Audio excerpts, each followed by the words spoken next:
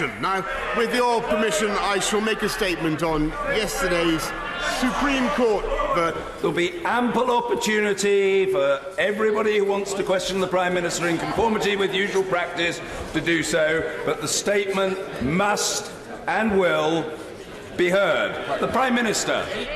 Thank you, Mr. Speaker. With your permission, I shall make a statement on yesterday's Supreme Court verdict and the way forward for this paralysed Parliament.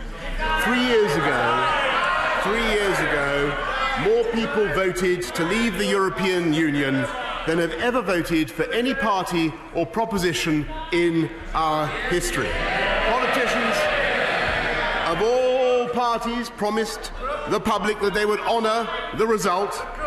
Sadly, many have since done all they could to abandon those promises and to overturn that democratic vote. And after 3 years of dither and delay that left this country at risk of being locked forever in the orbit of the EU, this government that I lead has been trying truly to get us out. And most people, indeed most supporters of the party opposite, regardless of how they voted 3 years ago, think the referendum must be respected.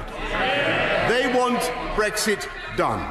I want Brexit done, and people want us out on October the 31st with a new deal if possible, but without one if necessary. Now, 64 days ago, I was told that Brussels would never reopen the withdrawal agreement. We are now discussing a reopened withdrawal agreement in the negotiations.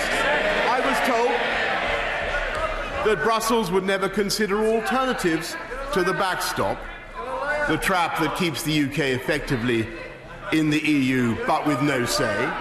We're now discussing those alternatives in the negotiations. I was told Brussels would never consider arrangements that were not permanent. We're now discussing in the negotiations an arrangement that works on the principle of consent and is not permanent.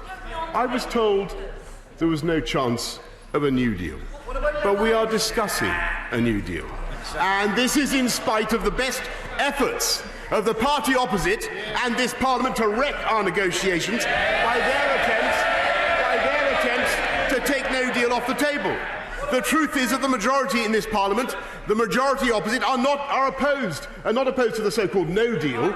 This Parliament does not want Brexit to happen at all. And many of those who voted for the Surrender Act a few weeks ago said then that their intention was to stop a no-deal Brexit. They have said every day since that Parliament must vote against any deal at all. I think the people of this country can see very clearly what is going on. The people at home know that this... Order! Order! People are gesticulating wildly. I can scarcely hear the Prime Minister myself, and I wish to hear the statement, as other colleagues should also do. The Prime Minister... The people of this country can see perfectly clearly what is going on. They know that Parliament does not want to honour its promises to respect the referendum. The people at home know that this Parliament will keep delaying, it will keep sabotaging the negotiations because they don't want a deal. Mr. Speaker, the truth is that members opposite are living in a fantasy world. They really imagine that somehow they are going to cancel. This is what they want to do. They're going to cancel the first referendum. They're going to legislate for a second referendum, and Parliament will promise that this time, perhaps not the lady opposite, but Parliament will promise that this time it really, really will respect that vote. And they think that the public will therefore vote to remain, and everybody will forget the last few years. Mr. Speaker, I have to say I think that is an extraordinary delusion and a fantasy even greater than the communist fantasies peddled by the Leader of the Opposition. It will not happen. The public don't want another referendum. What they want and what they demand is that we honour the promise we made to the voters to respect the first referendum.